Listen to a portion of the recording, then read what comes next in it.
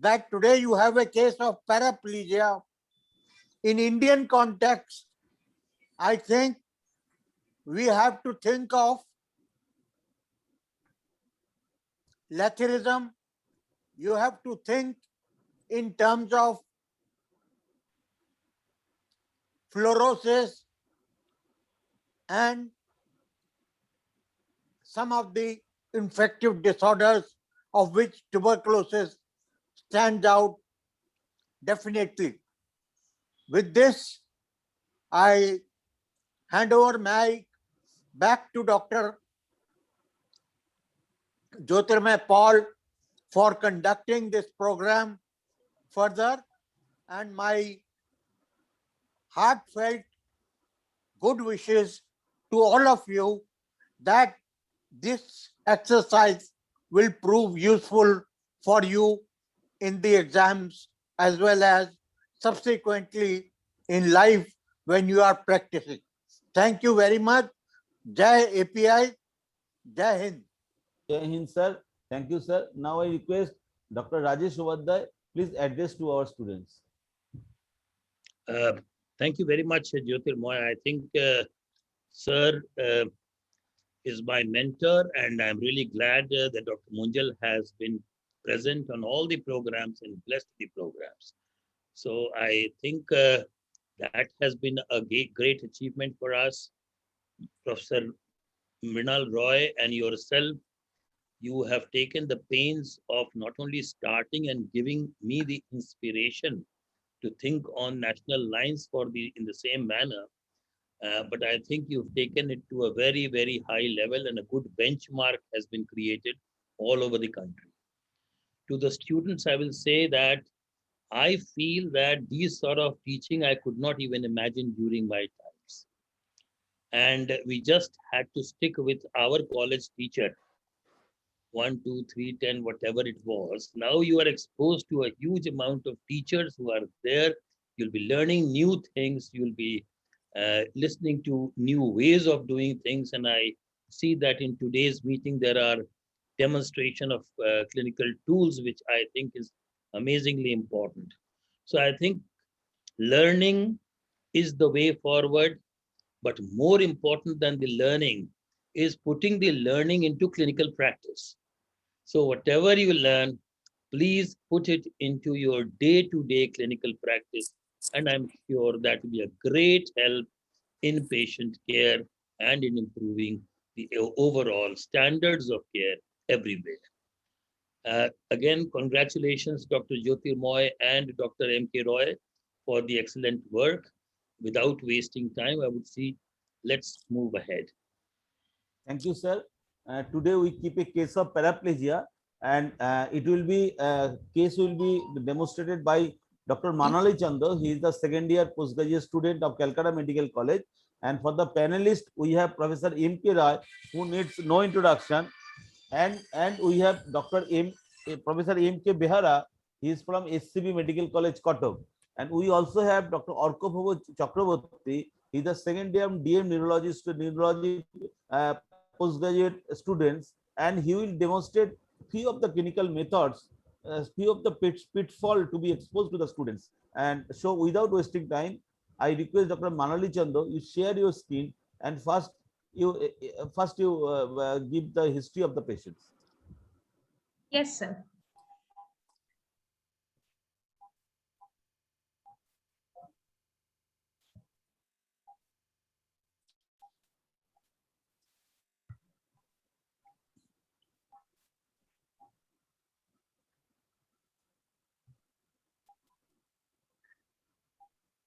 Good evening, Dr. Pal. Dr. Moranjan, good evening. Sir. Sir, is my screen visible? Yes. Yes. You can go ahead. Make it full screen. Full screen. From the beginning, start it.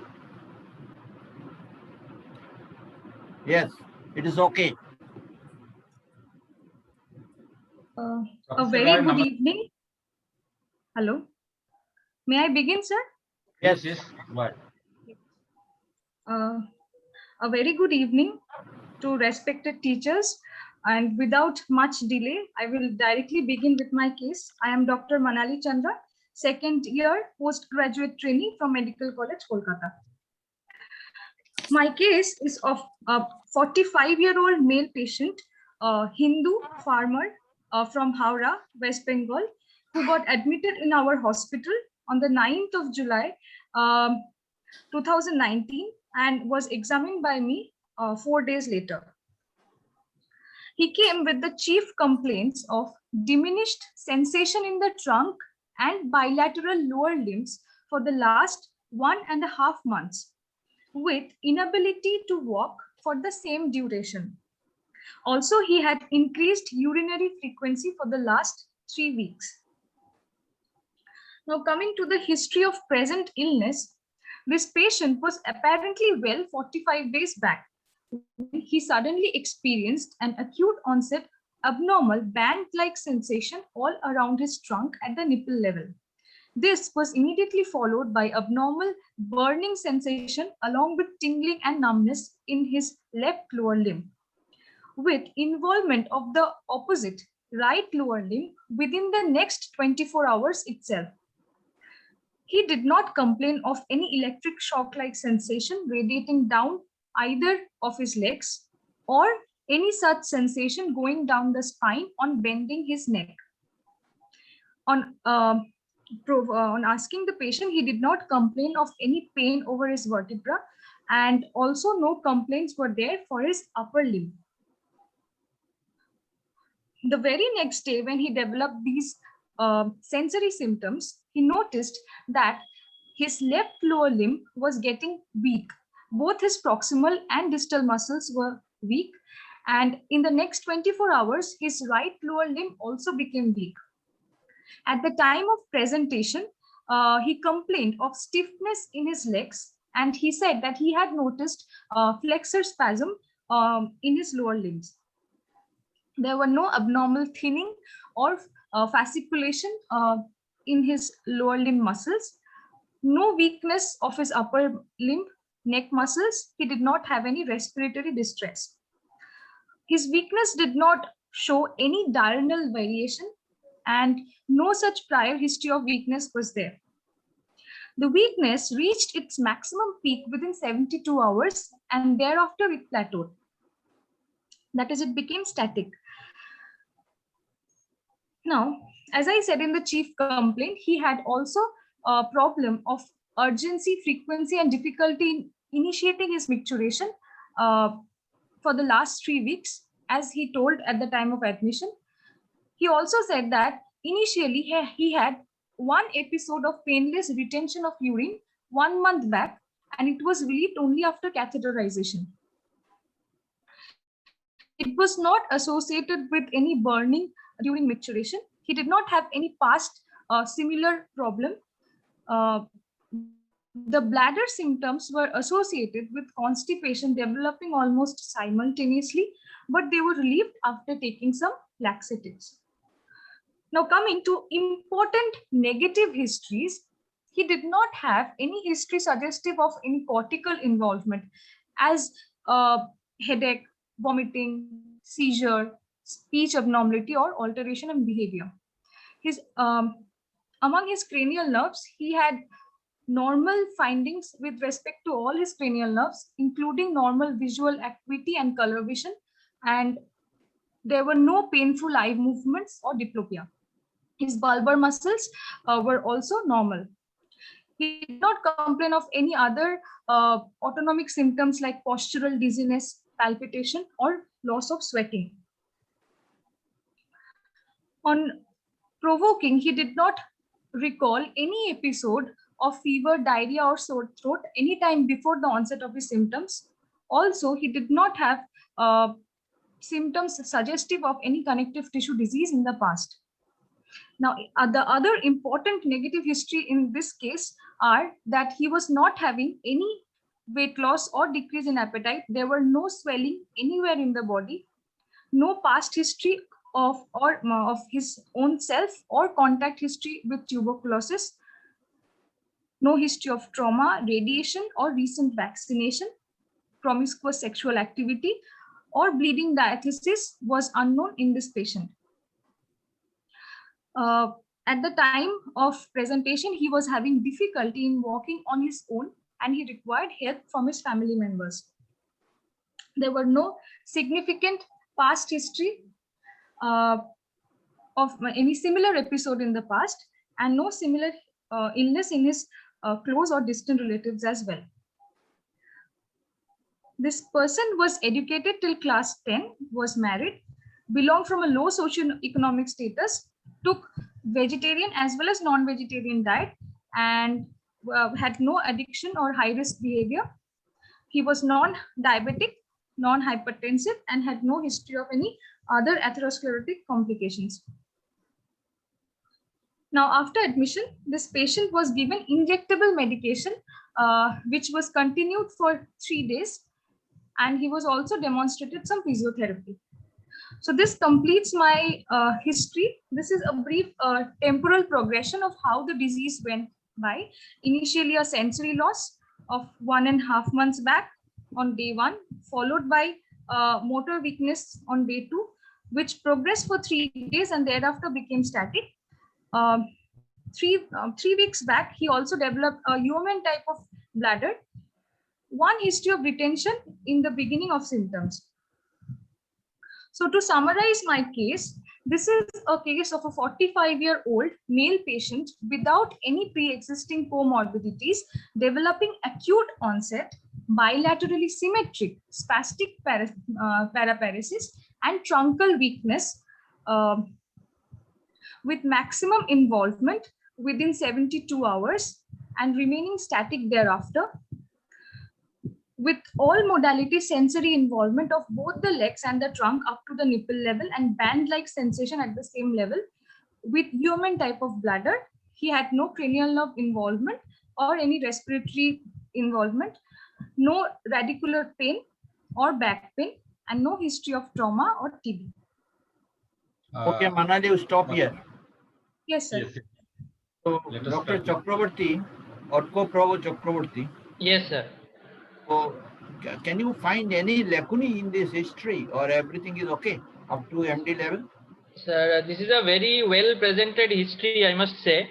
I would like to point out some points from the history. Okay. Can you open your video? Yes, sir, surely. That is more lively. Manali, try to open up your video so that it becomes more lively. Okay, Sir, sir. am I visible? Yeah, you are. Yes, sir. So I would like to point out some points from the history. From the history itself, we can find out many points. She has told that there was pain in this patient. So Yes. there can be 3 to 4 types of pain while assessing a case of paraparesis. The pain she has described is one type of a funicular type of pain, which is burning type of a pain. And this is usually... One minute, please, sir. Yes, sir. I think let us discuss what is the lacunae, and she should explain what is the cause of pain. Let us, and then you will explain what she has left. Sir just regarding the lacunae, let her tell the lacunae. If you will explain all the possibilities, then she cannot exercise her brain. Let us ask her what are the possibilities of Yes, that sir. pain. Yes, that is my view. You are a expert, so Okay. if she leaves anything left, then you have to add that. Let us ask what is the lacunae in the history. Sir has asked regarding the lacunae in the history. Can you point out any? At this point, I would like to point out, while considering a case of paraparesis, which is non-compressive, and about 3 days, the maximal onset has taken about 72 hours to develop. In this case, while developing an NMO-SD spectrum of disease, we should also inquire about some specific things which occur during the NMO-SD. She has well mentioned it. Another history we have to take, that was there any history of any acute confusional state in this patient previously?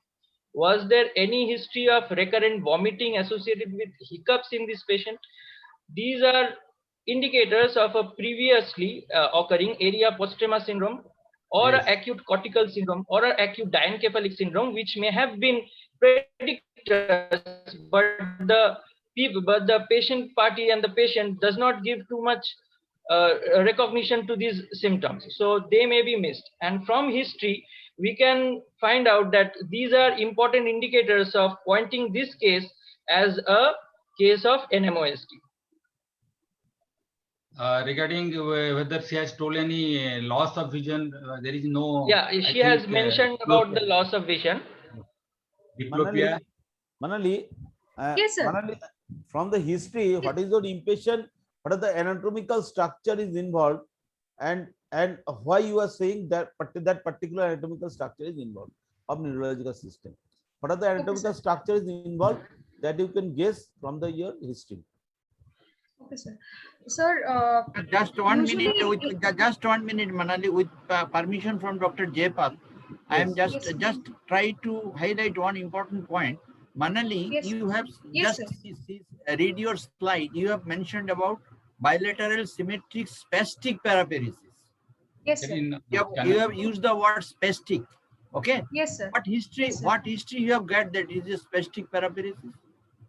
Or regarding Yes, sir. spasticity, what we ask in the history? What history will tell you that the patient has got spastic paraparesis?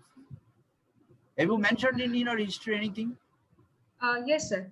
Sir, if I go back to the slide where I explained the motor symptoms, this patient did complain of stiffness in his leg at the time of admission, and along with that, he also had noticed flexor spasms. good, And this very is, good. I think, a very hard point. So this which is goes into the thing the postgraduate should notice, that if you got a stiffness in the leg or the history sudden spasm of the flexor, here she has mentioned specifically flexor group of muscle.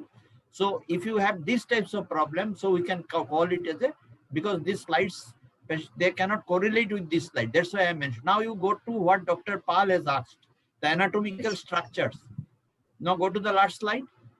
Yes. Last one. Yes. Now, Sir, as we can see here, there are some very important points which point to the substrate involved.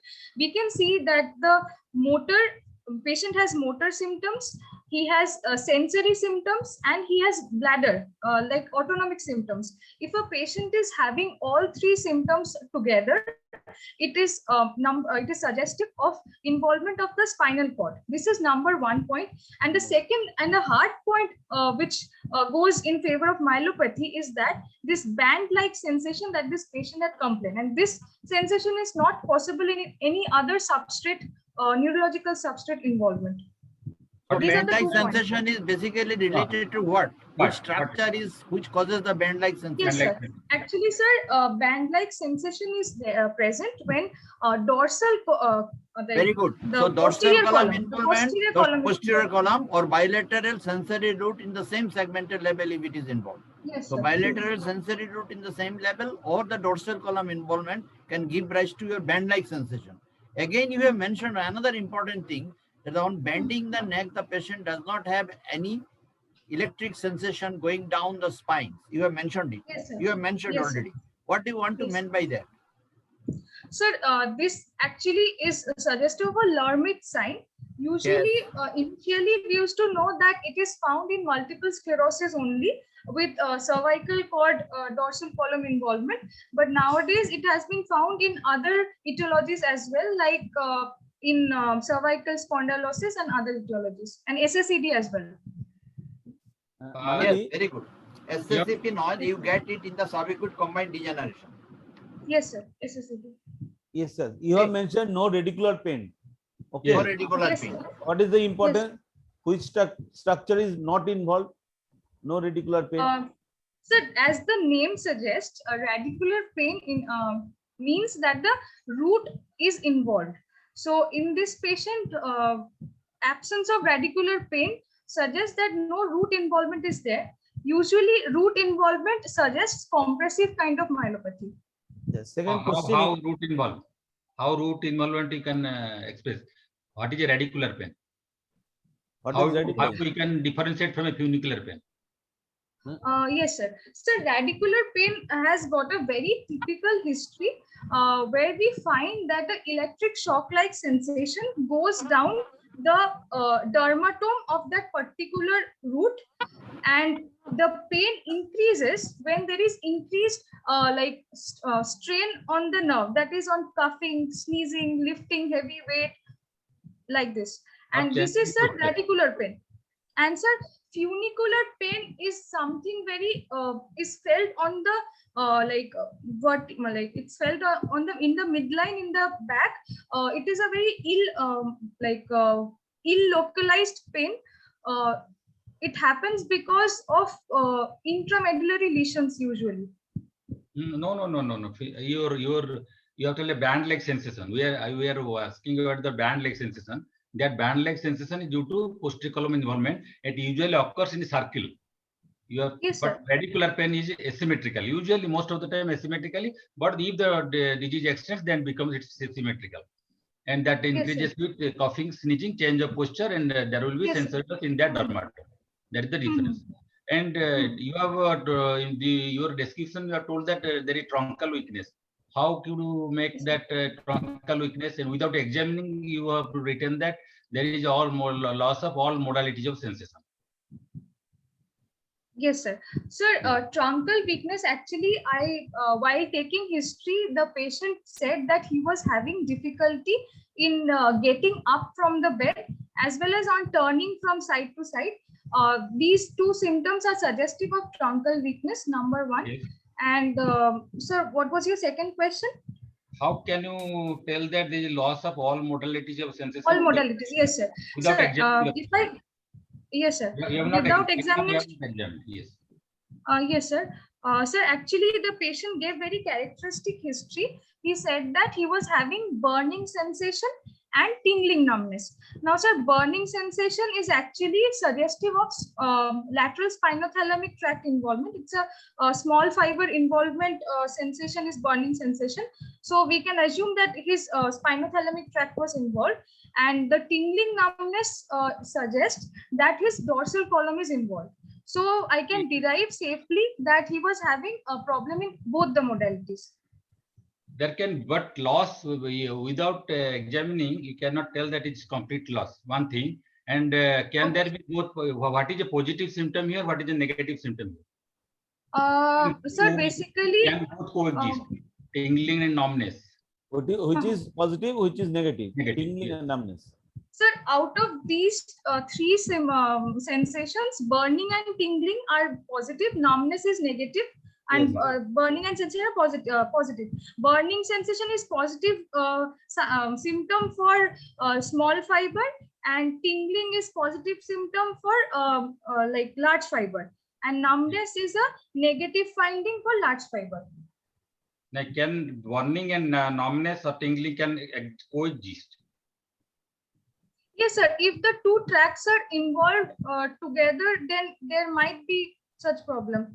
Where will get a tingling, where you get a numbness or burning, or they on the same line will get all the three. One positive and one negative. Can you get on the same line? That I'm asking. Sir, these questions are basically as patients we see in the outdoors, sir, they complain of both tingling and numbness in both lower limbs. Like frequently we experience diabetes patients, they complain of both tingling and numbness in the like simultaneously in both their lower limbs. Yes, so diabetes with a peripheral neuropathy, and there is a segment, there is peripheral nerve in gloves and stocking duration, and some part will have a positive symptom, some part will have a negative symptom. But you are having a compressive, for example, either a compressive or non-compressive spinal cord lesion. Can you have a both positive and negative at the same lesion? That I'm asking. Leave it. That will be explained by our neurologist. Third thing, what is the function of a bladder? Whether it is upper motor neuron bladder or lower motor neuron bladder. She has mentioned it is upper neuron bladder. Manali, your impression is a cord lesion. So from history, whether it is a compressive lesion or non-compressive lesion. Okay, sir. Sir, actually, in my opinion, it is a non-compressive lesion. Why? So, because, sir, some very hard points in favor of compressive lesion is that the patient has extremely symmetrical involvement, simultaneously involving all the three modalities, and the patient has early bladder involvement, and at the same time, patient does not have any signs of compressive lesion like vertebral pain or root pain. Okay. So from these findings, I can derive that most likely it is a non-compressive lesion, and the acute onset also is partly going in favor of non-compressive lesion. So if it is a compressive lesion, gradually tract one by one will go. If it is a Yes, sir. Sequential involvement. So sequential involvement of the tract is suggestive of your compressive lesion. If it is from the extramedullary side, you will get the radicular pain in the very beginning, asymmetric onset, and gradually one after another will take place. And later on, the bladder will be involved. Or if it is an intramedullary, the bladder fiber is inside. So the first thing will happen with this particular problem, maybe a dissociated sensory loss, or it can have your bladder problem to start with, and gradually it can involve the other tracts. So Yes. the Manali is very much right in the sense for the postgraduate I am telling that you see the tracts are classically involved. So if you get the motor symptom, if you get the sensory symptom, if you get the autonomic symptom, all these things point toward a particular anatomical site where Professor Paul was asking that all these three cannot be explained with any other anatomical substrate other than the spinal cord. So she is telling that it is a spinal cord, basically a spinal cord lesion. Why it is a non-compressive and compressive, she has already explained. So Yes. this is the basic message from her history. Now about the funicular pain and other thing, a question arises. But mind you, the funicular pain can be a throbbing type of pain also. Funicular pain can be related to your spinothalamic tract involvement. It can be due to even posterior colon involvement. You can get the funicular pain, but it is usually a vague in character. So you can get these types of funicular pain, not a very classical dermatomal fashion, but rather in an ill-localized fashion. So you can have a funicular pain. And bilaterally roots or posterior column involvement will give rise to your girdle-like sensation. Dr. Arkoprabha Chakraborty, do you like to add anything? No, sir, exactly. This one thing in pain I should add over here is that the presentation in the background of paraparesis, if along with the paraparesis, it's a hyperacute one, the progression, and along with it there is a diffuse back pain. In this case, it is due to, we should keep in mind about a vascular etiology of a paraparesis, where there is maybe a spinal SH or a anterior spinal artery thrombosis, where we can get diffuse and hyperacute pain all over the back, distributed all over the back. This should be kept in mind also while taking the history. Now, Manali, now you tell us what I have asked you previously also. Now you tell us about when there are 4 or 5 important conditions of dissociated sensory loss. yes, 4 or 5 situation of dissociative sensory loss. Okay, sir, actually, what does the term dissociated sensory loss mean? It means that one of the there are two modalities basically: a dorsal column or large fiber and small fiber or spinothalamic. Like if one is affected and the other is spared, then You tell me the causes. We know the mechanism. You tell the causes. Yes, sir. Simple. Yes, sir. Situation. Where you Yes, get sir, it? Where you get it? Yes, sir. The situation where we get it, one classical thing is central cord syndrome, like syringomyelia, where Very the good. spinothalamic will be lost, but the Very good. posterior Very good. column Okay. will be One is spared. syringomyelia. Next. One go to syringomyelia, one. next. Then, sir, in lateral medullary syndrome. Very good. Very good. Very good. Number Excellent. 3. Number 3. Number But- 3, sir, SACD or subacute combined degeneration. The posterior cord will be involved and the spinothalamic will be spared. Number 4, I told you. Yes, Today. sir. Yes, sir. Sir, in some cases like diabetes, where vibration sense only will be lost, but the other modalities will be spared. So, And coming to sir- this- Another. Okay. Another. Another is Follow. there. Very Follow, important. follow. Sir, in Brown-Sequard syndrome, Good. Very good. Very good. In Another non-secret. another in a high cord lesion. What I told. Yes, sir. What, Yes. tell me in high cord lesion what happened to the fifth. yes, sir. And the last one, sir, in high cord lesion, there will be the pain and temperature or sensation of the face may be lost while sparing the touch sensation. Why? It Why? is Why? because Why? it is You explain because, sir, another. yes, sir. It is because the spinal nucleus, which carries the touch sensation of the face, comes down from the brainstem to the upper part of the cervical cord. So, if up to C4 level. Pain and temperature from the fifth descent up to the C4 level, then crosses the Yes, sir. midline, they now ascend and touch directly in the middle across the midline. And So in a Yes, high sir. cord lesion, there will be dissociation between regarding the facial nerve touch versus pain and temperature. Very good. Yes. This is the up to this much MD is very good. Now, what I was telling it, I try to impress upon you is that when there is a disproportion can take place in the spinal cord, in the peripheral system, or in the it may be in the central. So if you get the change in the peripheral nerves, like your light fiber, small fiber and large fiber, then and then only you can get the dissociation, like your diabetes, like your amyloidosis. You can get like your Tanger's disease. You can get the dissociated sensory loss in those situations. So that is the very important differentiation between the pain fiber and large fiber. So large fiber basically, can you tell me what are the basic concept of the large fiber? Large fiber actually is basically due to proprioception. Okay. And small fiber basically is due to your spinothalamic trap, that is your light touch, temperature, pinprick, and sometimes small fiber also help you in the 2-point discrimination. This is very, very important to remember. You never test a cortical sensory loss sensation when there is a peripheral nerve involvement. This is a dictum. If you get a peripheral nerve involvement, peripheral neuropathy or something like that, in that situation, the cortical sensory loss should not be tested. Primary So- modality. Yes. And last question to Manali, what I actually asked you other day, that can you tell us some of the important body landmarks of the sensory dermatomes, which are very important in relation to the root?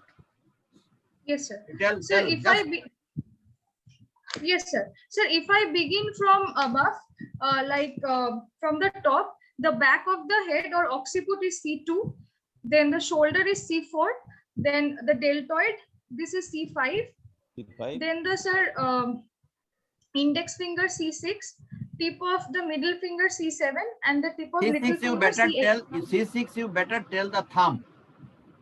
Okay, sir. Thumb, Thumb, tip of the okay. thumb. Yes, thumb. Then Yes, sir. This, sir, C7 is the complete- middle finger. C7, middle finger, and little finger C8. Yes. C8. And Manali, in your case, it was T4, Yes, sir. nipple level. Go to that one. So nipple level means T4. Umbilicus is T10. Very good. very good. Sir, L4, L5, inguinal. L4, L5, Sir, big toe, sir, big toe. big toe, yes, sir. L4, L5, big toe, and little toe is S1. Good. And back of the leg is the S2. S4, S5 is Back of genital leg is area. S2, and S2. perianal or genital areas S4, S3, S5. S4, S5. Yes, sir. Achha, Manali, my question is from the course of the disease, how from the course of the disease you can Yes, have sir. some idea regarding etiology of the pathology, etiology of the disease. Yes, sir. From Yes, the sir. course of the how you can guess.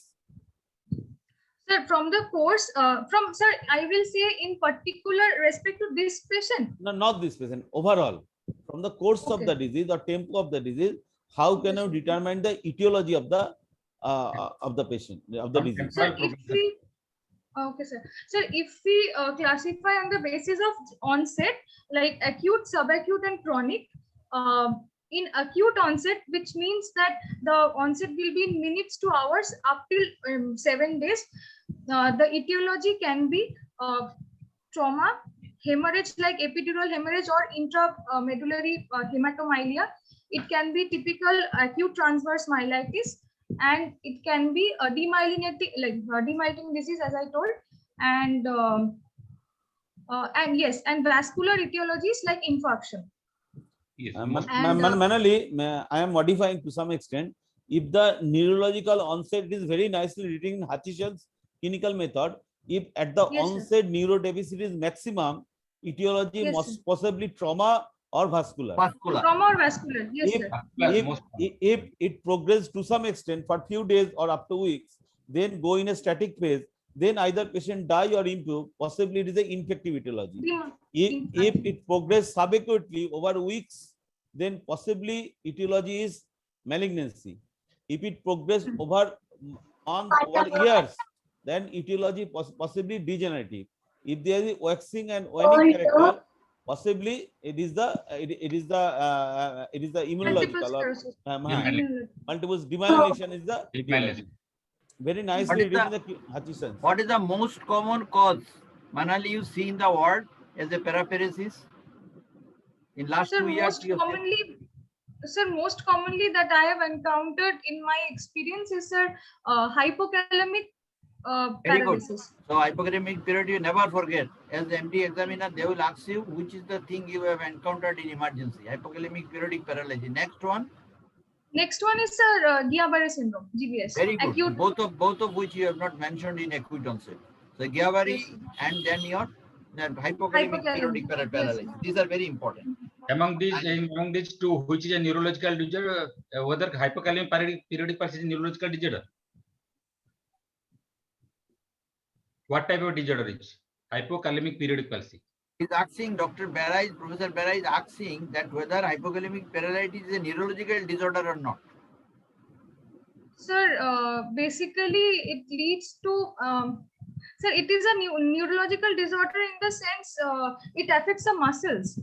So it is a myopathy basically, like myopathy it is a because of dyslexia. channelopathy. You tell it is a channelopathy, Channelopathy, yes. Channelopathy, yes. but its manifestation may be in the neurological form, in the form of muscle involvement, weakness. Okay. Technically, we tell is a muscular disease.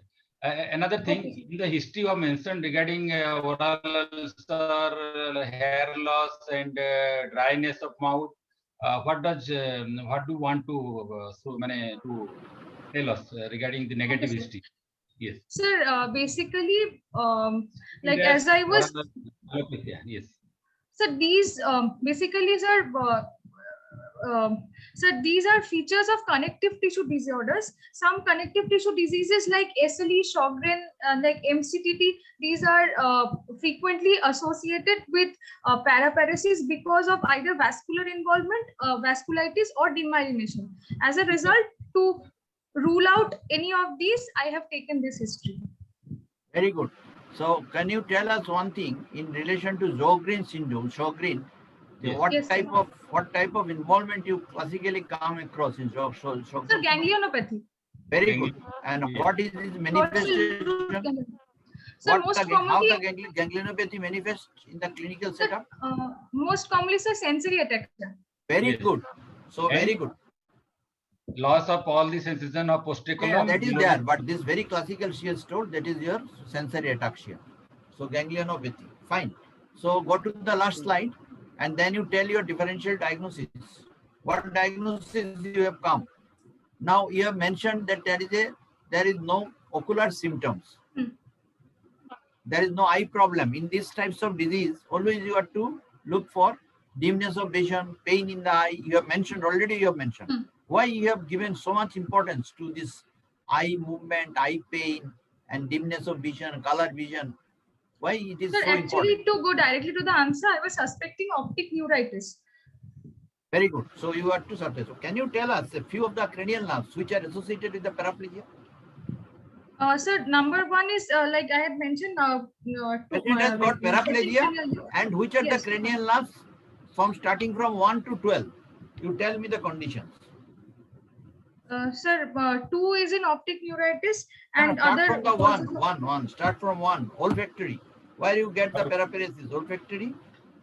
Now we don't see much, but sepileptic taboperiasis. I know you do not. Sir, be able- KB's dorsalis. Yeah. Yes, Taboperiasis. taboperiasis.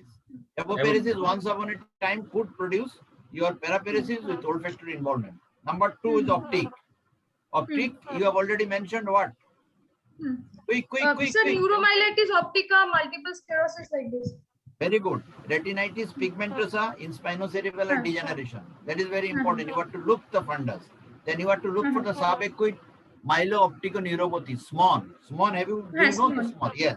And never forget, in Gyabari And sometimes, SSC. no, in Gyabari. Gyabari sometimes you can come across with papilledema. A few patients of Gyabari can give rise to papilledema. I don't go to the mechanism. Yes, Now sir. that Yes, for sir. six. Atypical Patients also can have a lower motor neuron, even 7th nerve, 9th, 10th. Now you go to the third, fourth, sixth. Hmm. So third, fourth, sixth can be involved in multiple sclerosis in No, myasthenia. You say first the Gyabari with Miller-Fisher variant. That is important. Yes, sir. Miller Fisher, third foot. Okay. Miller-Fisher. External ophthalmoplegia, Miller-Fisher. And sometimes you can get the Arjen-Robertson PUP. Nowadays you don't get in syphilis. Okay. Then you go to the fifth cranial nerve. Fifth cranial nerve, descending tract of the trigeminal nerve can be involved in size cervical cord lesion. Okay. Where there it can cause the facial analgesia on one side, sparing of the perioral area. Perioral area sensation will be normal. This part will be, as already you have mentioned. Why this type of This is an onion Balaclava bulb. helmet. Balaclava helmet distribution. why Because this of the, happened? Why this happened? And explain anatomically.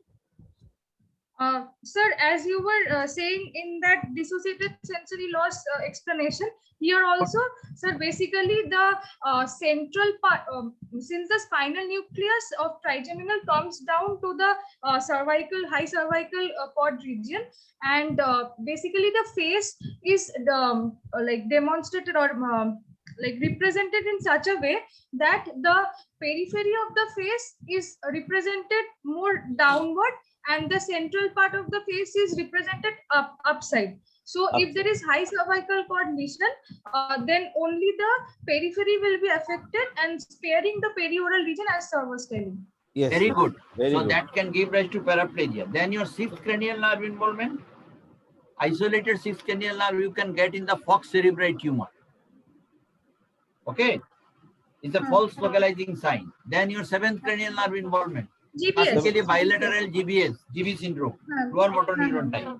Then your eighth cranial nerve, Madras variety of motor neuron disease. Okay. Then your 9th, 10th, and 12th, spinal accessory, glossopharyngeal and vagus nerve. Then motor neuron, pharyngeal palsy. MND, Yeah. MND, This even MND. Then you can get the Guaveri syndrome, cranial polyneuritis. All these things will come.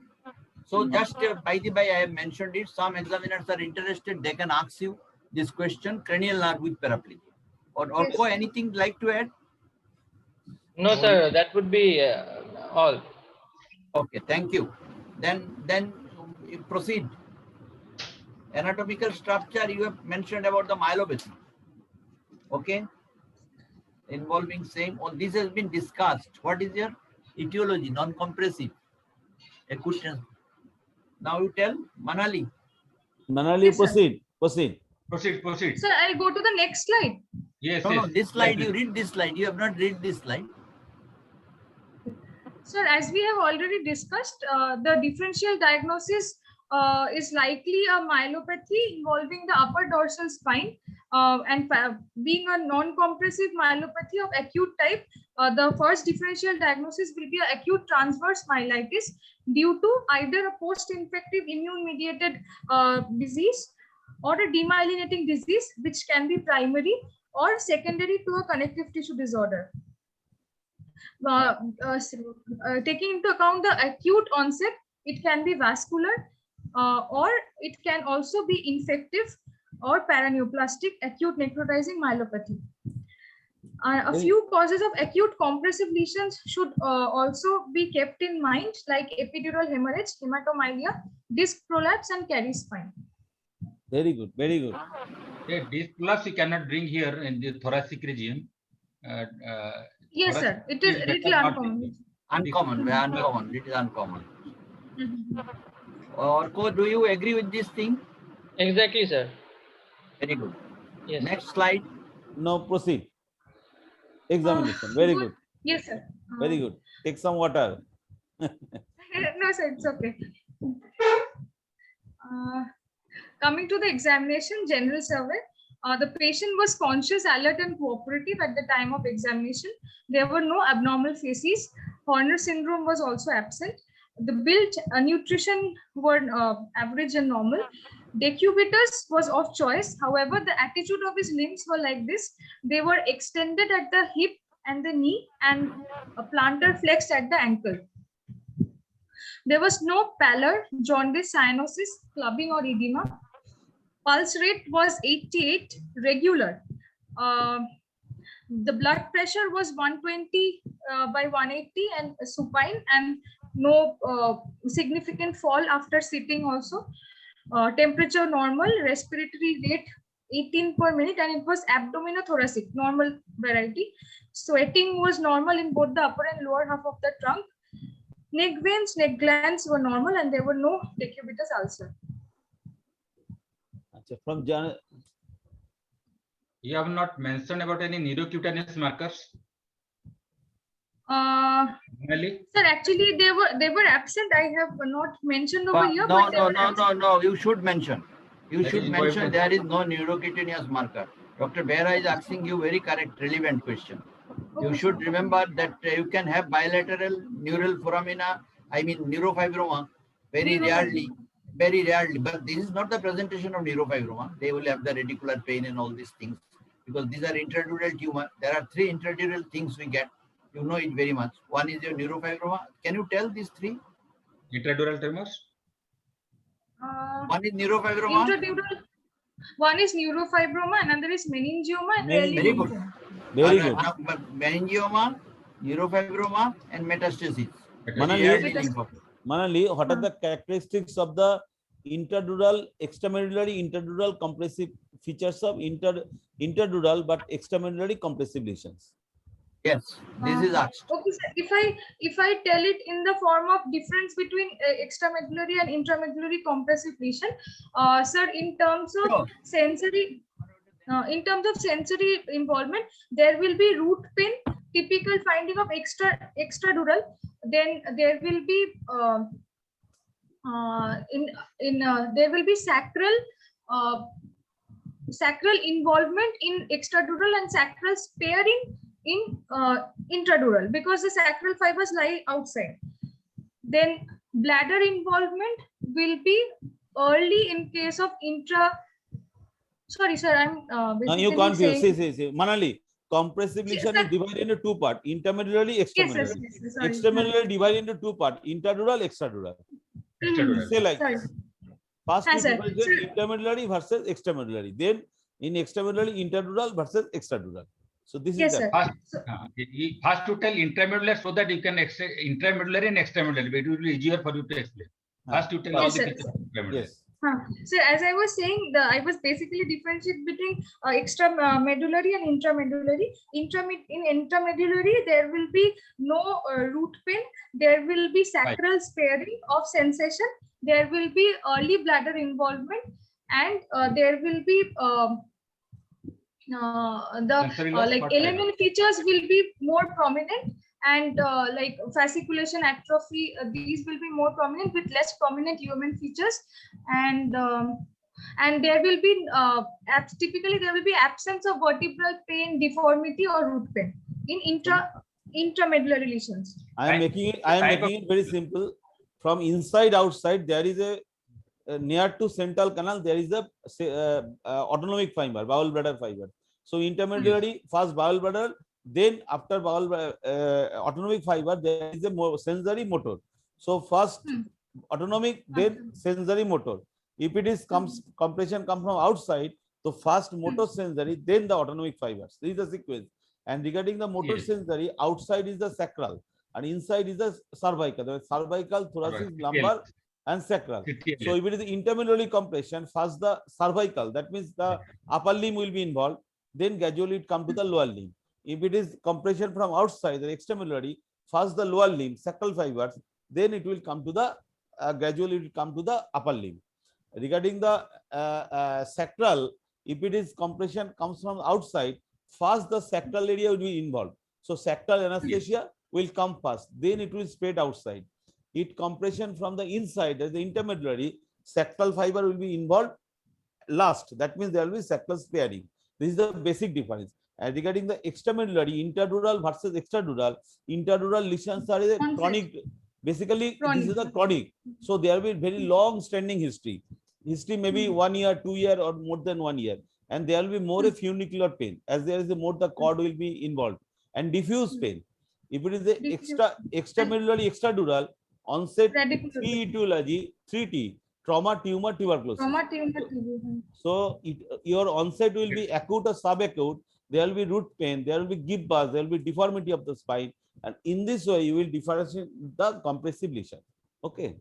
One more thing in the Thank you, sir. intramedullary, you have dissociated sensor loss. Yes, There yes. will be- Posterior yes. column will be, because there is a Right. firm membrane between the anterior 2/3 and posterior 1/3.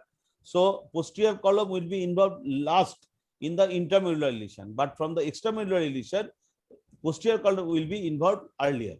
So this is the differentiating point. Proceed. Okay. Jayanto Banda, you might have very good pain. You are not doing any comment. Where is Jayanto?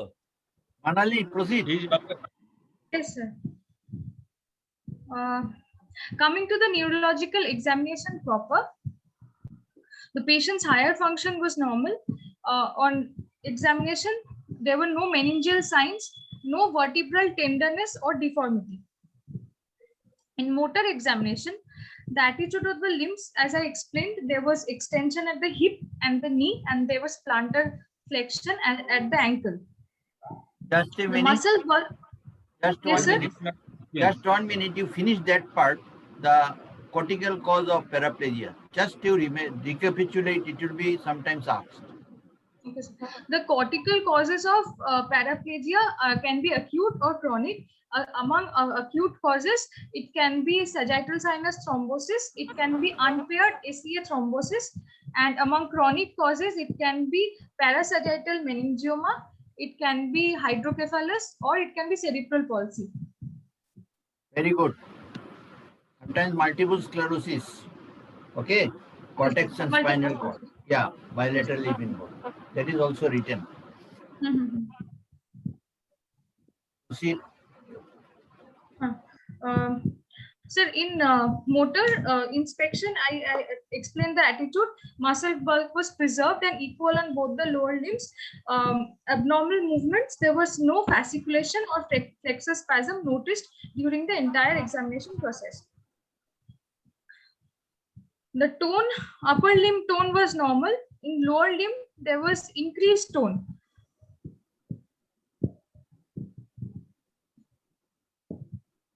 In power, the lower limb power was, the flexor had 4- out of 5 and extensors 4+ out of 5 for both the hip and the knee, and the ankle, plantiflexor and dorsiflexors were both 3/5 in both the lower limbs.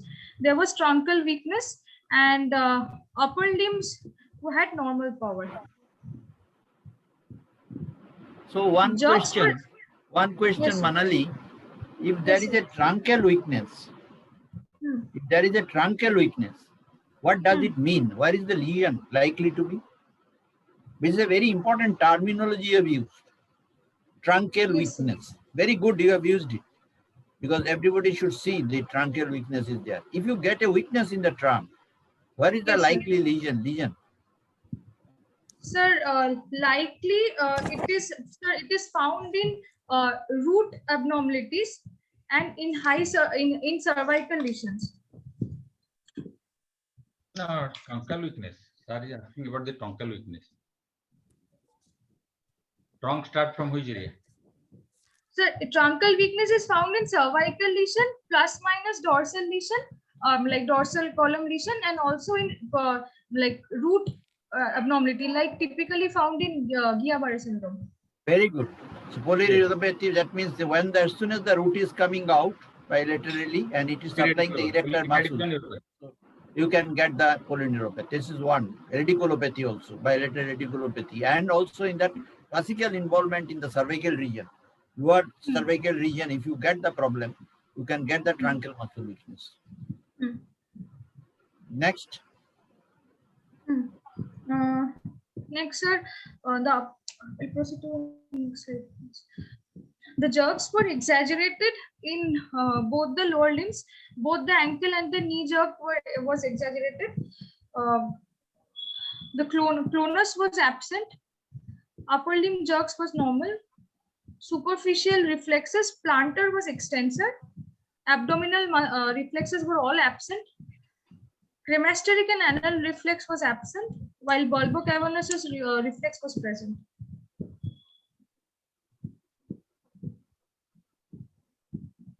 Plantar was extensor bilateral, yeah? Much. Yes. Right. Okay, then Then anything else? So coming to the sensory examination, root and fine touch, pain, temperature were all diminished up till the nipple level. There was a zone of hyperesthesia just above the nipple level. Vibration was diminished up to D2 spinous process, and joint position sense was diminished in both the lower limbs. Why there occurs the hyperesthesia at the level of the nipple? What is the mechanism of hyperesthesia? So irritation of the nerve root. which nerve? Which nerve root? Like so basically the level at which the lesion is there, just above it there is not complete damage but partial irritation of that sensory nerves at that level. Root entry. Can you just explain in a better way? Orko? Yes, sir. So actually what happens is the disposition of the fibers, if we see, the spinothalamic, as it enters into the spinal cord, it crosses up to about 2 segments after ascending for about 2 segments. Sorry, sir? Yes, yes.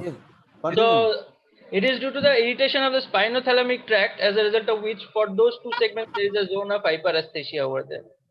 So if see, you are very much right, Manali. I like to explain in that way. You have taken the opinion. You have got a sensory level at the nipple. So if you got a dermatomal level, it is a T4. Okay? So this is T4.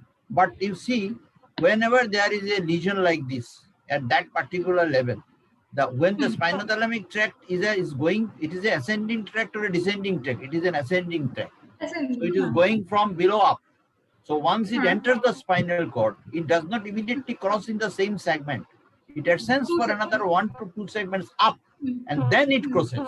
And that is the reason the sensory level is in one part, hyperesthesia or a zone of hyperesthesia is a little bit above. So that is the mechanism of action. Okay, thank you. Sir, one thing, why is getting zone of hyperesthesia? One explanation is that irritation of the spinothalamic tract. Root entry actually. Right, Why right. there is a disease? Root entry zone in inflammation or irritation of the root entry. At the level of root entry, you will get the hyperesthesia, and the sensor level in the different level because of ascending level. Right. Next.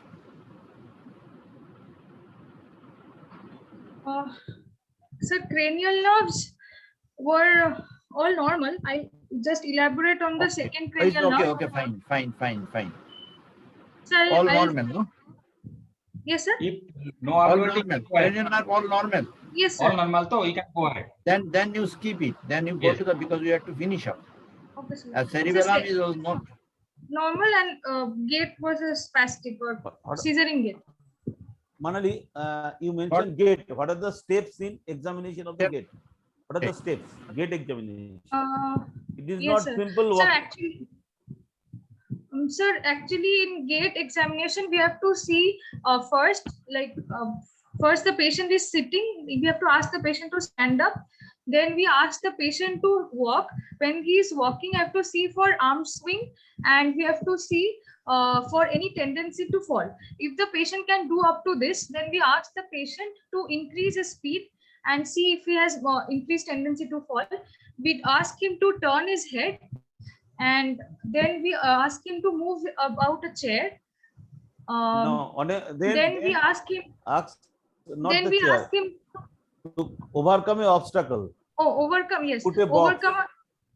overcome an obstacle like a box. Then after that, we ask him to turn first 180 degree, and if he can do it, then 360 degree. Then after turning, then again we have to ask him to return, and at the last again sit. So this Yes, is the yes. complete thing. This is the complete. Gait examination does not mean only walking. go and come back. You have to observe the hand movement, you have to observe the tendency to the fall, but there may be defect in any part, not in every part. Okay. Orko, your comment on the gait? Gate, we have to notice a few things. She has told the method. We have to see few things while assessing the gate. First, we have to see the stance and the base of support, the patient. Is it a wide based or is it a narrow base? Or is it a crossed appearance of both the lower limbs? Then we have to see as the patient walks, again we have to see the base of support. Is it a wide based gait? Is the patient swaying towards either side? Another thing we have to see is the cadence of the footsteps. Another thing we have to see is the arm swing of the patient. Is it normal or is it swinging? Or is it swinging more than normal? Then we have to see the turning of this patient. The turning of the patient, we have to see the gait, the ability of that patient to start the gait and how he can stop the gait. So these are important findings we have to see while assessing some extrapyramidal system of the patients. So what are the different type of gaits we observe in neurological disorder? Orko, you please explain to the students. Different type of abnormal gait. What we can see in a classical, what we have seen in the cerebellar gait, what happens is patient actually the first most sign is the tandem gait. We must, while assessing minute cerebellar lesions, we examine the tandem gait of the patient. So what is the tandem gait?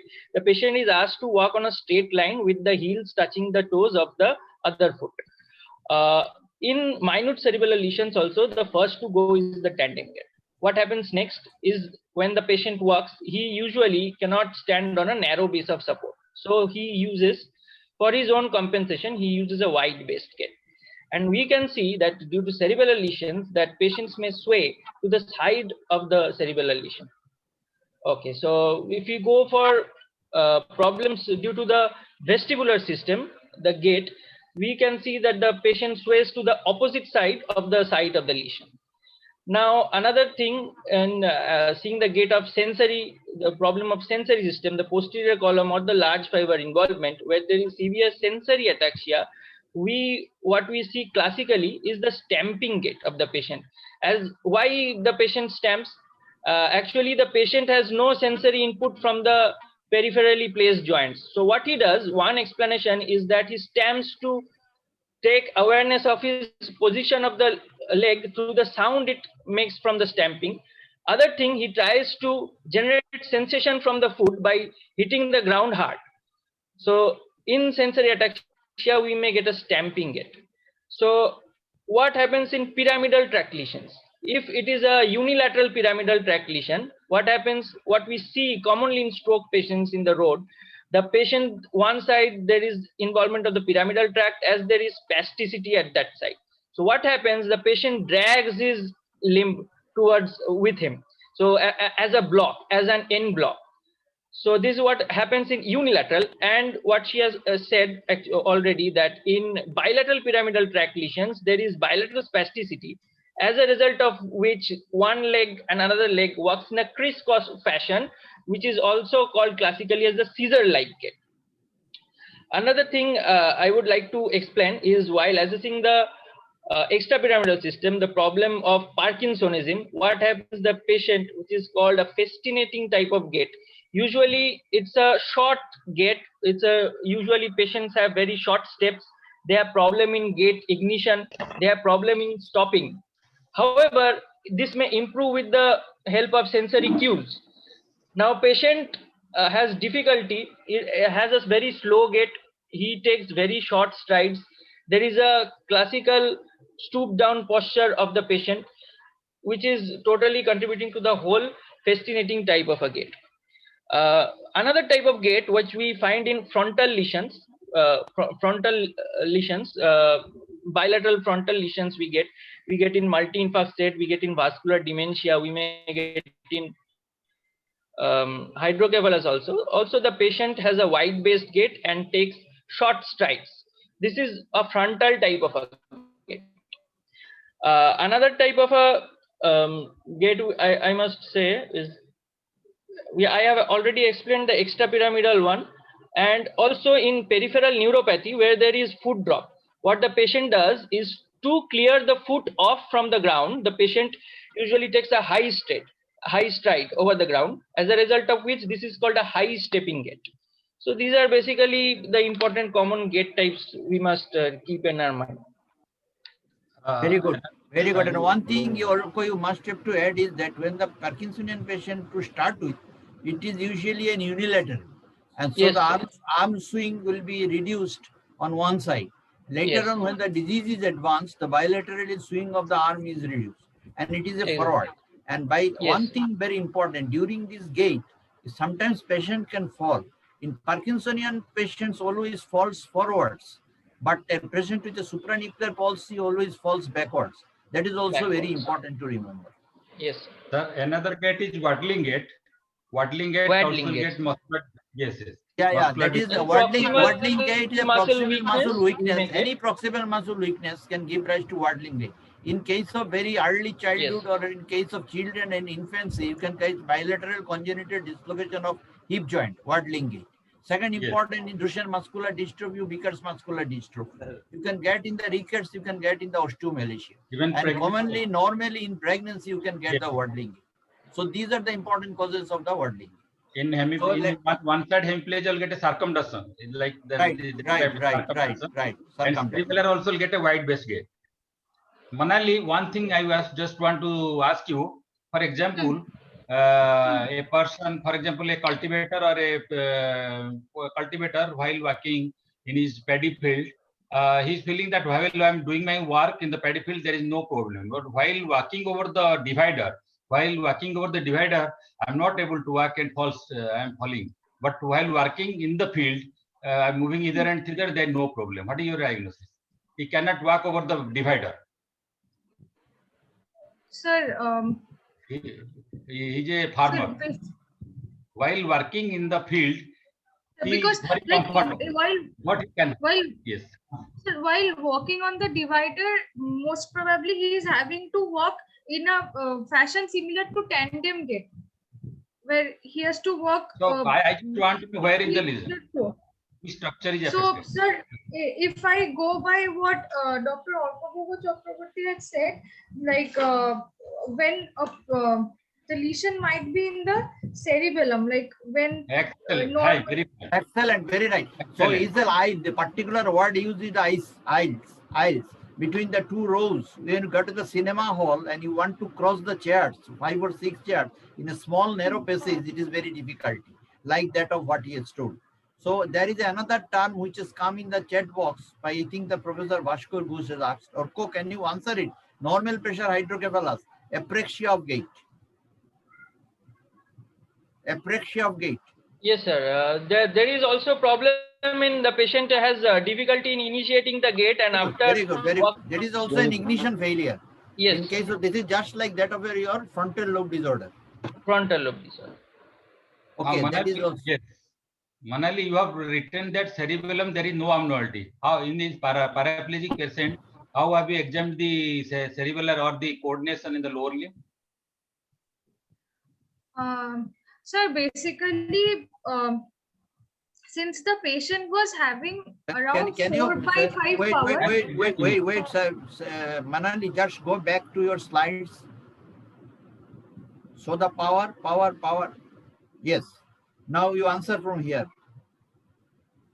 Sir, normally we know that if a patient is having 3 or more power, then he can walk.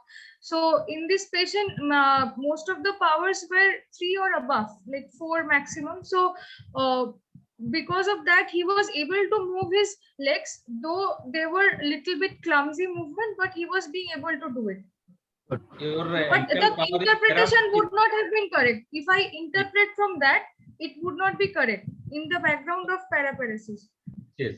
Because there was that already- way if there is a motor weakness, better to avoid this coordination movement in that part, whether upper limb or lower limb. If there is motor weakness, because that will definitely affect. Okay. Okay. Okay, sir. Okay. Manali, what about the reflex? Reflex? Have you mentioned the reflex? Yeah. She has mentioned. Mention exaggerated. Acha, my question is, what do you mean by exaggerated reflex? What are the component Yes, of the sir. reflex? What are the component of the reflex?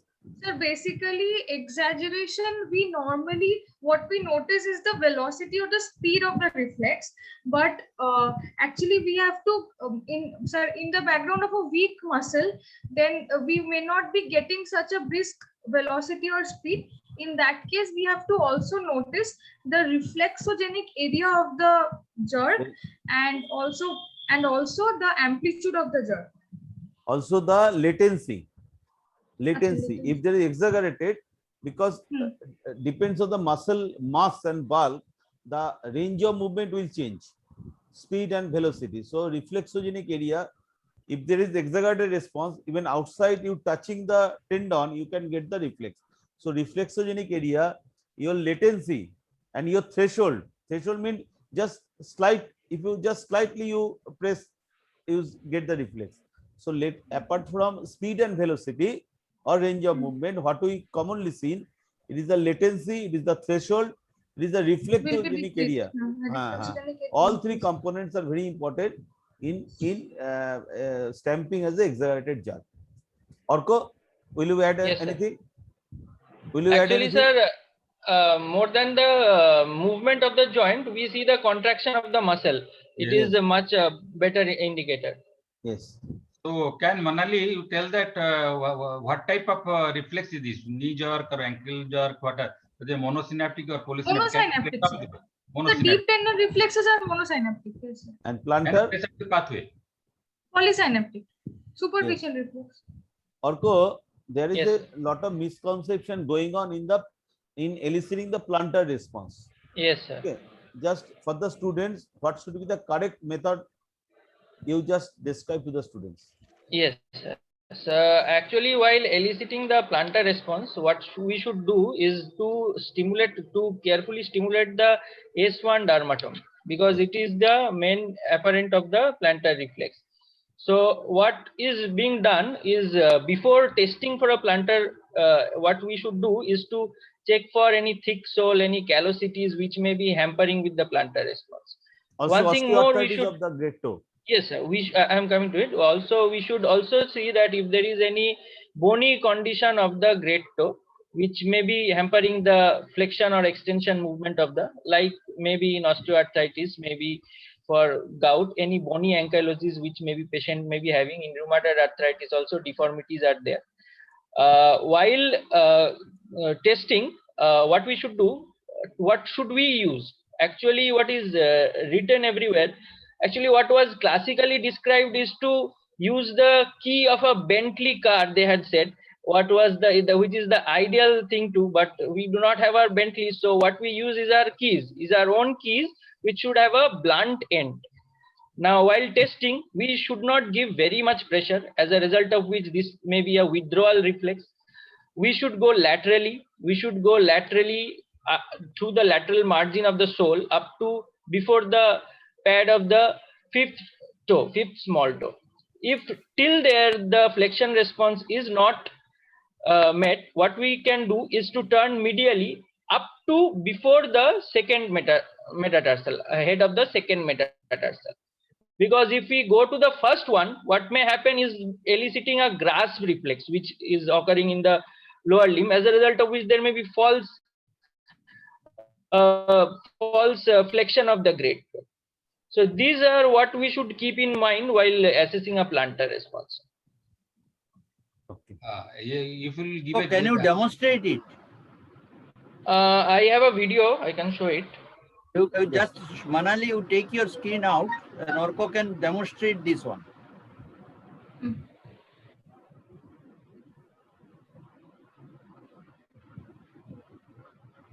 Actually, my screen sharing is disabled over here, so admin can help me enable Kaushik? my. You send to Manali. Kaushik? Kuntal? Kuntal? You send to Manali or Kuntal. Or Orko, what we can do, you give Yes, the video to me, I will put in the group. Okay, Or sir. now you can WhatsApp to Manali. At the end, she can show farm is. Okay, sir. I'll do that, sir. I'll put it at the. I'll send her. I'll send her the video. Suppose in that patient foot is amputated, then how will elicit the plantar response? Sir, what we can do is we have some plantar equivalents to check for.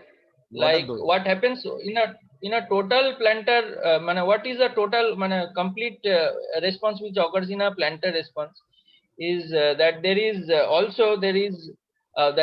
what we do is to plantar is what we do is give a nociceptive stimulus. So what we should do is that we remove our leg from the nociceptive nociceptive stimulus. So the movements which are required in removing the leg from a nociceptive stimulus, which may be the extension of the ankle of the foot at the ankle joint, there may be flexion at the knee, and then at the hip. There may be another thing which is the the structure called the tensor fascia lata. There may be tightening of the tensor fascia lata, as a result of which if there is much more, there is intense, there is contraction of the tensor fascia lata. There may be even abduction at the hip joint. So these should be kept in mind while assessing the plantar response. And in the case of amputation, the much more proximal responses can be seen as plantar equivalents. A contraction of the inner hamstrings. Finally, you Sir, start I your have skill. sir, I have a question with respect to this. Sir, Yes, Yes, yes. yes. sir, there was one patient in our ward whose like amputation was done from knee below. So in that case, sir, how can we check Yes, the you can use plantar? the stamp of the knee. That is all right. Just where the skin grafting has been given, you can put the keys on that area, and that will give you the tensor of the fascia lata more than the usual normal response. That is a much more sufficient. Okay, and you look at the hip joint. You have to give the pressure over the stomp. That is. Okay, sir. So you start sharing your skin again, and finish up. Sir, I will share. Yes, yeah. Have you completed? Have you completed? No, sir. A few more slides were left. Okay. So show us those slides, then we will be. Oh, yes, sir. Sir, I already told the sensory, cranial nerve, cerebellum, and glit. And sir, among other system examination, everything was within normal limits. So I'm not elaborating. One thing, Manali. Yes, sir. What Yes, I observed, there is a pro forma while presenting a neurological case. First, you have Yes, to sir. tell regarding the higher function, then cranial nerves, then motor, then sensory, autonomic, then your peripheral nerves, skull, spine, coordination, skull, spine, cerebellar, then skull, spine, like that. You have to go in that way. You initially first told that the higher function, then skull and spine. That is not actually advisable. You have to describe the skull and spine. That is in a chronology. Okay, sir. Okay, sir. Now, sir, coming to the Dr. Arko, I think any comment from Dr. Arko regarding this chronology of presentation? No, exactly, sir. What we have told is exactly what we do. Okay. Okay, sir. So coming to the summary after examination, sir, it is like. Have you seen the peripheral nerve? Examined here. Skull and spine and peripheral nerve. Okay, sir. Sir, actually, Your answer should be you have to see the peripheral nerves whether it is thickened or not. Okay. And skull and spine, gibbous or not? Spine, cranium, spine and cranium is important. Is there any gibbous? Is there any gibbous? If you have to see, yes, is there that I have mentioned. You have mentioned. Very good. And signs of meningeal irritation. And signs of meningeal irritation also. Yes, sir. Mentioned. Yes, sir. Sir, my slides are visible, right? No. They're not visible. So, 1 second. You share your screen.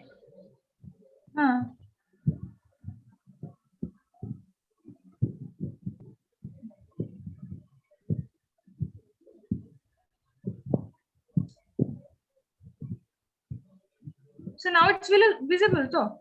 Yeah. Yes. Okay.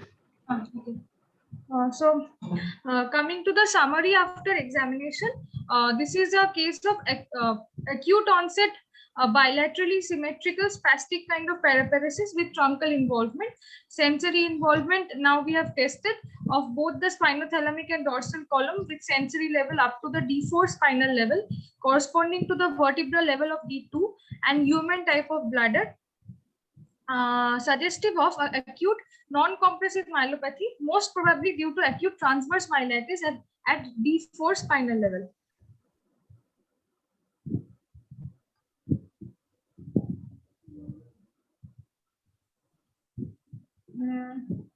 Now, sir, I will tell the investigations.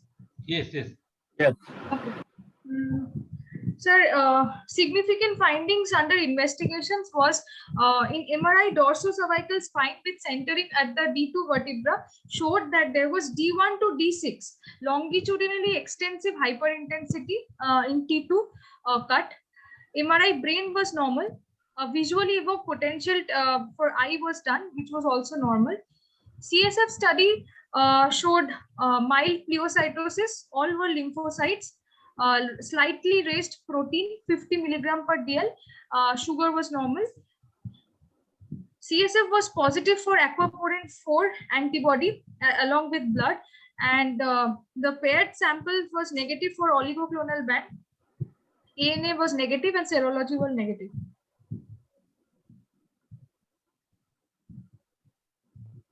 So to provisionally diagnose this patient, it is a case of acute onset non-compressive myelopathy due to longitudinally extensive transverse myelitis from D1 to D6 spinal level due to neuromyelitis optica spectrum disorder.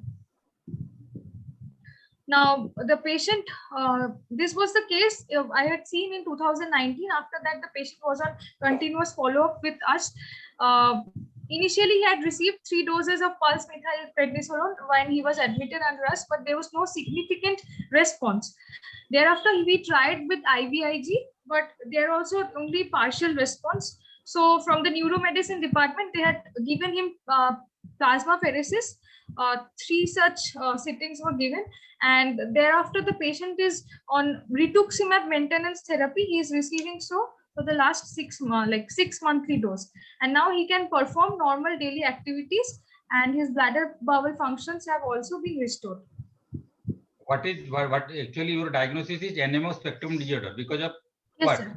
There is no involvement of eye. How will defend this?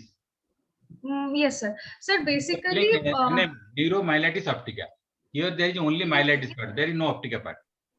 Yes, sir. Sir, basically, according to the classification, if there are 4 clinical findings. If we get aquaporin 4 antibody positive, then even if only 1 clinical criteria matches, then we can stamp it as NMO. But if the aquaporin 4 antibody report is not available, or if it is negative, then we have to show that there are 2 core clinical criteria, out of which one should be optic neuritis or a myelitis, and along with that we have to prove it on imaging in the form of MRI finding. So in this case, since we got the antibody positive, even if we didn't get clinical or investigation proved optic nerve involvement, even with myelitis, we can stamp it as NMO. So aquaporin 4 antibody present where? Aquaporin. Sir, in CSF, sir, CSF and blood.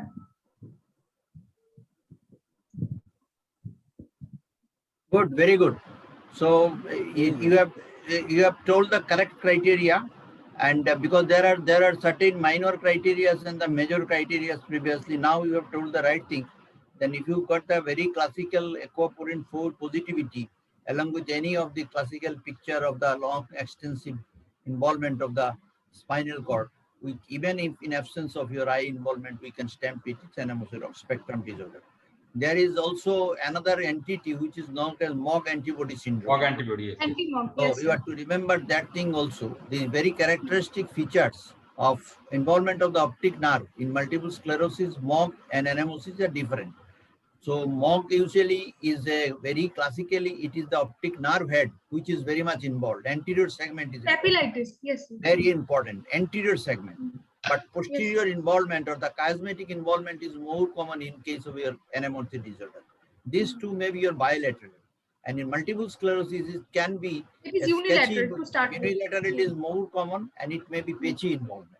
So these are the very important things. And in the spinal cord, classical chorda equina lesions are specific for your more important for your MOG antibody, whereas dorsal and cervical region involvement is more common for your NMOCD spectrum disorder.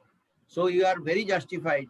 Then even without your hiccup, your vomiting, or your involvement of the eye, the other criteria have been filled, and your diagnosis is definitely correct. Now, one question has come, Orko, Yes, what do sir. you put the extrapyramidal disorder in extrapyramidal disorder in the sequential list of neurological examination? Sir, I we should do in the motor system itself. We Yes, can yes. I think Incoordinate- assessment of tone, involuntary movements. We can include in the coordination, yes. motor system examination. Coordination and right. I also agree with you. Yes. That as such, we do not have any extrapyramidal system examination like that, especially in the bigger stuff of neurology, don't find like that.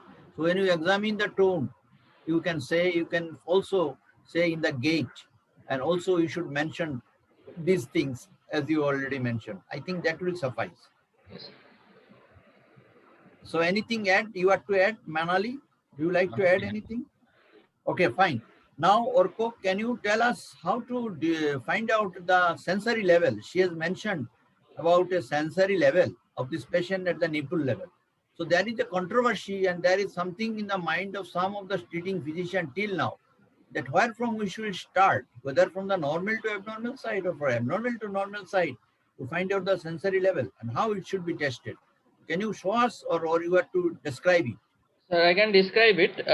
What is there? There is that the patients, they have usually a level, a single level. What we should do is in other examination, what we do, we test the normal first, then go for the abnormal findings. However, in the sensory level, we can do from the abnormal to the normal.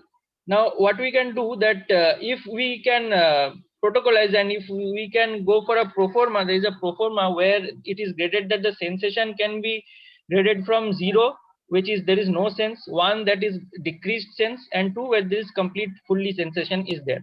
What we should do, we should test for all the modalities. We should the prototype being fine touch for the posterior column sensations and pinprick for the pain or the spinothalamic sensation.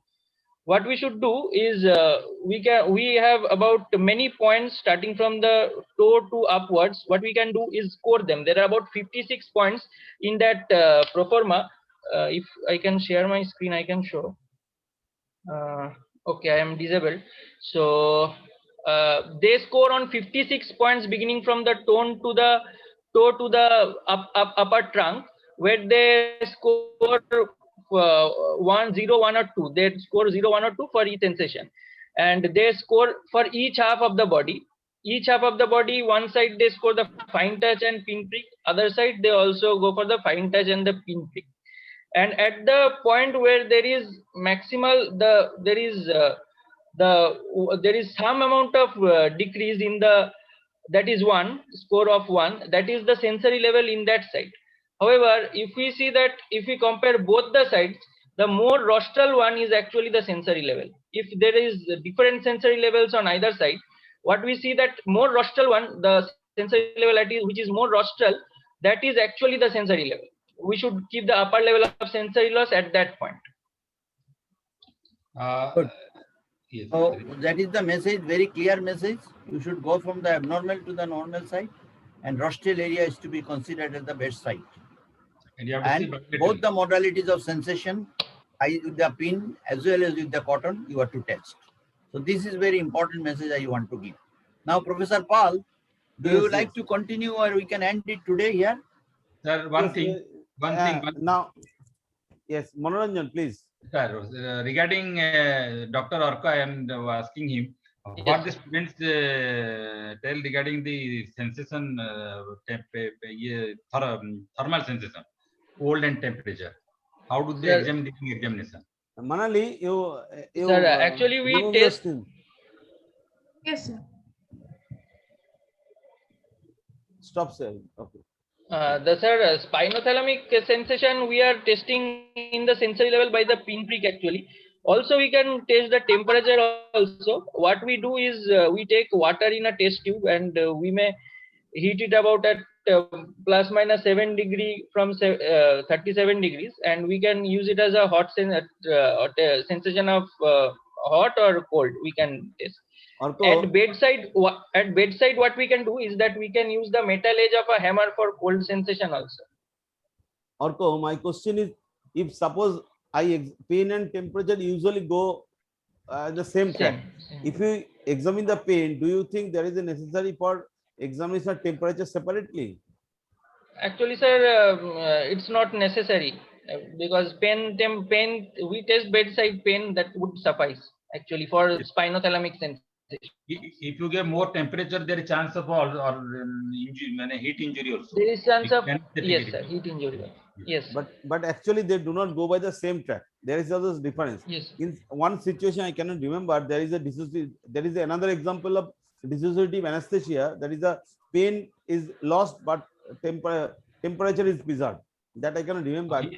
Yes, sometimes in Sir has Hansen's also. Sir has Example is already said in the chat over here that there is, in case of leprosy, there may be Hansen's, yes. dissociation. Yes, leprosy. Yes. Hansen's, Now yes. Sir has There is already another. said. Leprosy. This Leprosy happens. should be considered. This is the Yes. Acha Orko, there is a question that how we should hold the ankle during plantar elicitation or position of the lower limb. Sir, we should hold both the malleoli.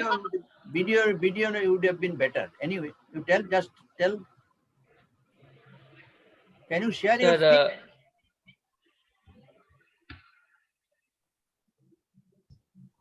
Sir, I also already make him co-host. So he can Kutal, share. make him co-host. Sir, already done, sir. I have already Now you done. can He share the video. You have done yes, the sir, video. yes, sir, I can. And now you Sir, share can you see the screen, sir? Yes, No, yes. you share it now. Your screen zoom has come. Now share it. Yes. It has come. Yes, very good. Make it full screen. Next week, I'll keep a case of quadriparesis. Good. That is also Very very important from the students' examination point of view. So today is So the this is- paraparesis. Next This is a quadriparesis. visual Now representation. Visual demonstration. demonstration. So, Yes. Orko Demonstrate. start. Sir, can you see? Yes. Yes, visible. We are Go ahead. seeing for the bony ankylosis, then we are seeing for any thickening or callosities. Then we go to the lateral board with the key, and what we can see, there is flexion of the great toe, along with there is flexion of all the little toes. And this is a case of a ischemic stroke, where we can see that only by giving some amount of stimulation in the lateral border, there is extensor response. Start the video. Sir, I have played the video already. It is not No, moving. It is not Okay. moving. But being the please move this window away from the shared application. This should be moved away. You start. I am once again, I have played the video. It is actually playing on my screen. But it's not moving here. You make the full screen first. The file is corrupted. Okay, sir.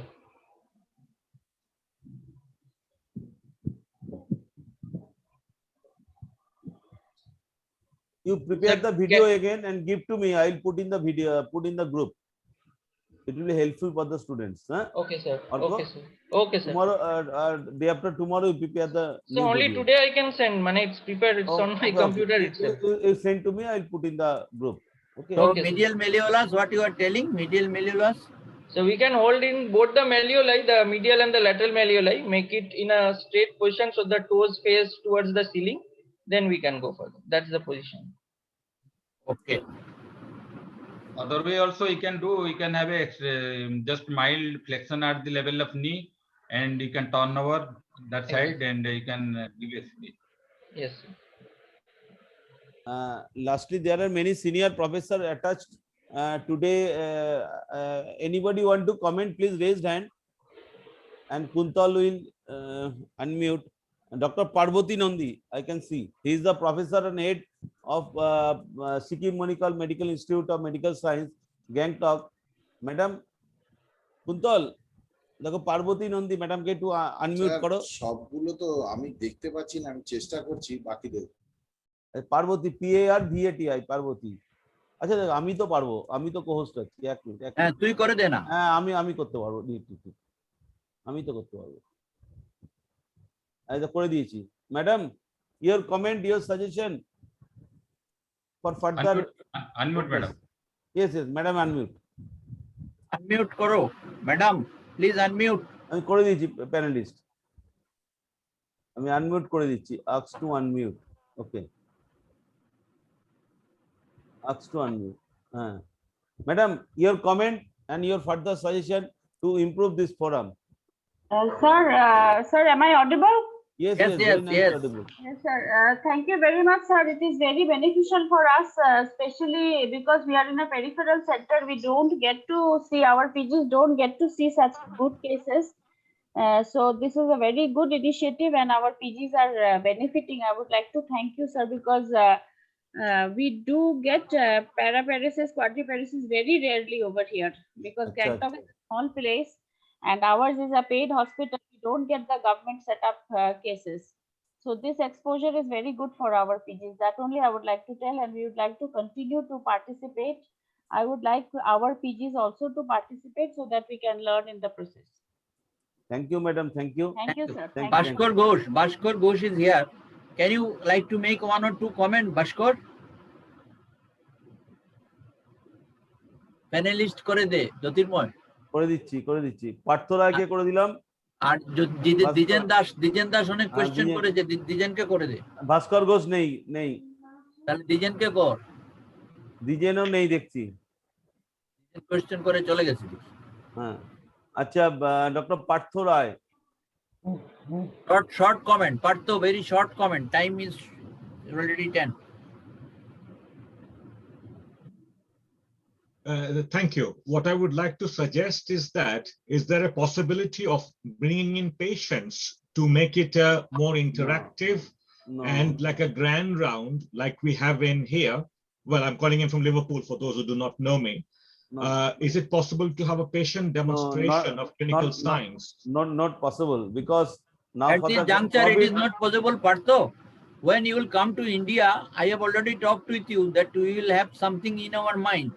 So when Okay. you come to India, after All the are COVID scenario patient, all are comes COVID. back, everything normal, then we will definitely take up your question. I mean, take a proposal. So at this juncture, I don't think it will be very much feasible. Thank you for participating. Dijan has joined. Dijan has joined. Join. Yes, he has raised his hand. You make him co-host. Dijan? না দিজেনকে দেখতে পাচ্ছি। Yes, he is raising his hand. Dr. Dijen Ghosh দিয়েছে। ওকে। You just make him co-host. Dr. Ghosh also joined. করে দিয়েছি।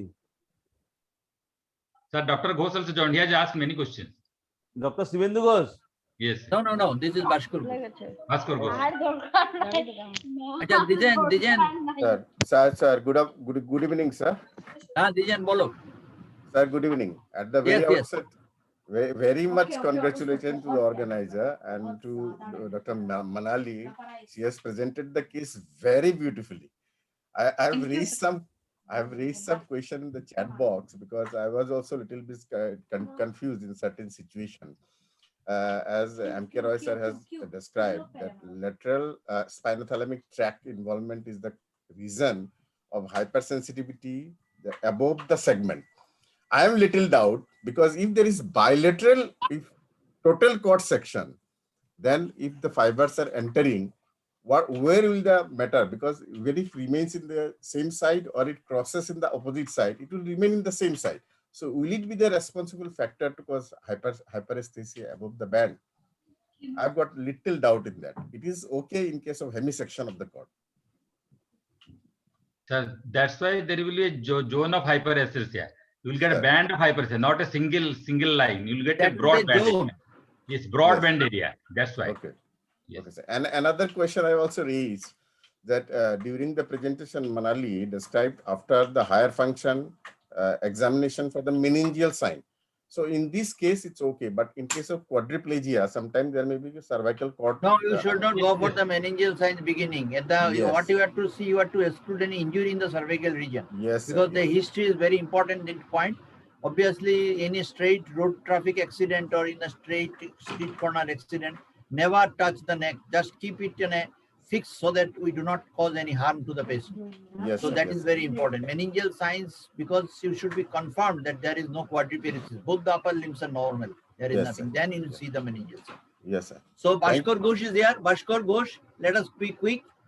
ভাস্কর Ghosh Professor দেখতে Ghosh. পাচ্ছি না তো একটু আগে হাত দেখালো আবার বেরিয়ে গেল কোথায় দেখছি না তো তাহলে ছেড়ে দাও Manali, you have done a very beautiful job. And Manali, Thank you. during his undergraduate period, he was my student, and she used to write history so nice. I that time I told for even the postgraduate student cannot write history at that time so nicely. Thank you, Manali, Manali. thank you. Manali, thank you very much, because Thank you have done a very marvelous job, and you keep it up and percolate the message to your friends so that more join. And I think Dr. Pal, myself, all will be there, and always we will try to help you, and be prepared. Today there was a number of almost 200 students were there.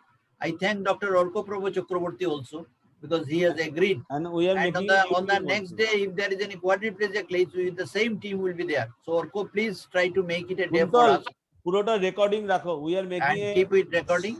we are keep making Surely, a sir. YouTube I would be already. glad. It was a good learning experience for me also.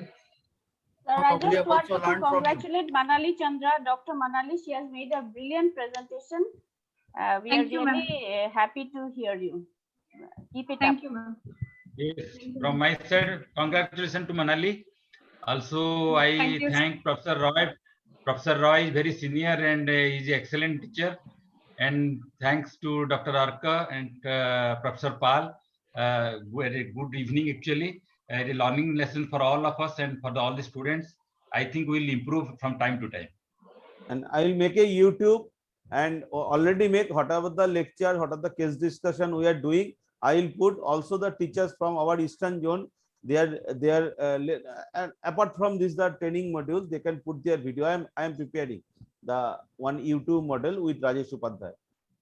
We appreciate your efforts, sir. Yes, sir. Thank you, sir. Thank you, sir. Dr. Behra. Thank you. Thank you. Thank Convey you. my very much. regards to your boss, Jayant Panda. Sir, no, But sometime he entered and leave. Thank you, Manoranjan. Thank you. Thank you. So let us, good Hey, night, good night. One person raised hand, probably Bhaskar Ghosh. Who was No, raised hand? he is Sri Lekha. Oh, Silekha. What she wants to tell? The Silekha, yes. I am making her panelist. Promoter panelist. Yes, madam, please.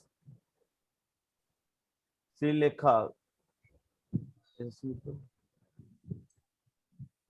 Silekha Bediti. She left, I think. Bediti, Bediti. No more. I think she left. Okay, thank you. Okay. Again, Okay, we'll good night. meet after 2 weeks. We'll keep a case of quadriplegia. Thank you. yes, Dr. Arko will be present there, na? Yes, sir. Surely, sir. He will be there. He will be there. Surely, sir. Fine. Thank you, sir. Thank you all. Thank you. Thank you, sir. Thank you, sir. Thank you, Okay. sir. Good night. Good Thank night. you, Manali. Thank you, Orko. Thank you very much. Thank you, Partho. হ্যাঁ sir নমস্কার প্রণাম নেবেন sir ভালো থেকো। হ্যাঁ sir আপনার আশীর্বাদ অর্ক খুব ভালো বলেছো Thank you, sir. হ্যাঁ চালিয়ে যাও আমি আসছি Excellent.